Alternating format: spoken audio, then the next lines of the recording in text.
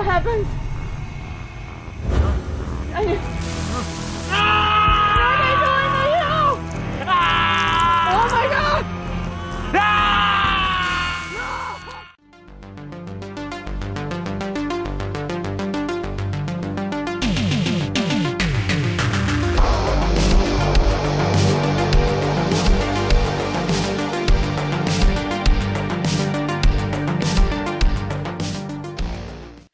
We are talking about the movie Shanda's River, also known as Evil River. This one directed by Marco Rosson and is a low-budget, independent Italian horror movie. So let's just focus on that bit a minute. So this is an English language movie, although it is from Italian director, Italian cast, Italian crew, etc. And the kind of the Italian and horror has been kind of like hand in hand for many years, and obviously we've had some very kind of well-established horror directors and horror movies that are still well loved to this day.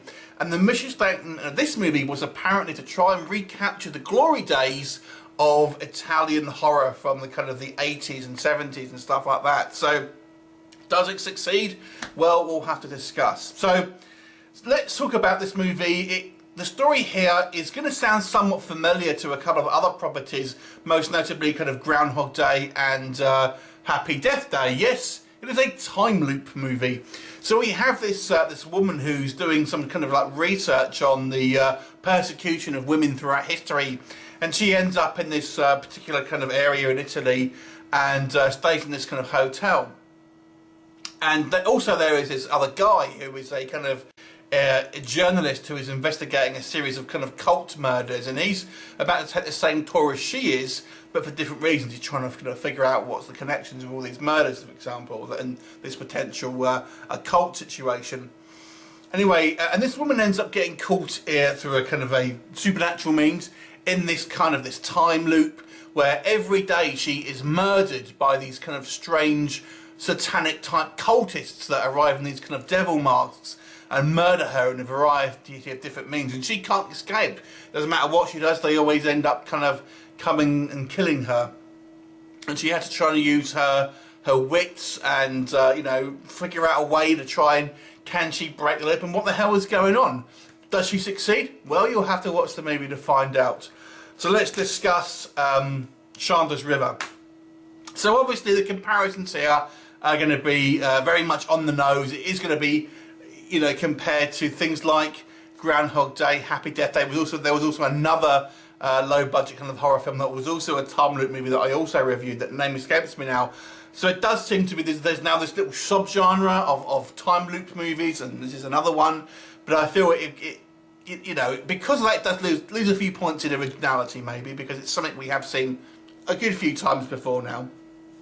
But I've got to say, this film does actually have some neat ideas that it kind of brings to the table. I mean, there's this kind of like essentially a three-pronged curse, which I actually kind of quite like. That was quite a neat idea, and the kind of the way this curse works in trying to ultimately get through these three stages, if you like. And you understand when you watch the film, is actually quite clever, and it actually makes quite good use of this kind of loop and what the actual loop is intended to do to the victim, which I thought was quite fun. There are some pretty decent gore scenes. Now, this is a low-budget film, so it's obviously just kind of like, you know, offal and stuff being pulled out, but it does look effective. There's quite an effective eye-gouging scene. Although the gore is sparse, and throughout the movie it's not like massively gory all the time, but when it does hit, I feel it does look somewhat kind of fun and kind of realistic, if you know what I mean. But it obviously, you know, you can tell it's the effects are of a limited budget, shall we say. I think the plot gets better as the movie goes on, and I have to be honest with you, when I first started to watch this film, and we'll come on to why this is, I kind of was struggling to get through it, but as the movie progresses and the kind of like the plot points kind of stack up, I found myself being more invested in it. And ultimately, a movie that can end on a strong note is, you know, better than one that starts strong and kind of peters out, if you ask me. However, the issue with this film is that, and this is true of obviously, you know, other movies as well, but it's an Italian film, but we have our cast speaking English, and as such, the movie suffers for it. Now, I understand the reason of doing this, because obviously it wants to appeal to English-speaking audiences, and a lot of people will turn their nose up at, you know, foreign language movies. So I understand the reasons for doing that. However, it doesn't make sense within the film, and also, well, let's discuss that. So obviously we're going to have a variety of different nationalities, and this is the reason why they're all speaking English, although they're all clearly Italian actors.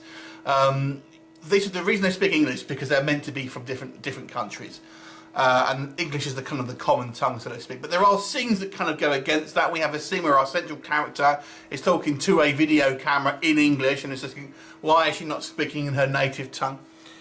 Things like that. So there's that. There's a few plot points that are kind of a little bit wonky. However, the main issue is that because the actors are speaking in not their native tongue, the acting here is really schlonky, or at least it appears to be, because it's difficult to know whether these actors are simply not great actors, or whether they're just struggling to act in their non-native tongue. So it's a difficult thing to kind of judge, but the acting here does seem very, very kind of wooden, and people don't seem to kind of hit the right emotional beats with what's being kind of said, if that makes sense. So people will say certain lines, and you'd expect a certain emotional response when they're saying these certain things, but it doesn't happen because people are maybe thinking about too much what they're saying and stuff like that. So the acting comes across, however, whatever the reason, that's a little bit wonky, and I have to be honest with you, it does kind of take you out of it, because it just seems so noticeable.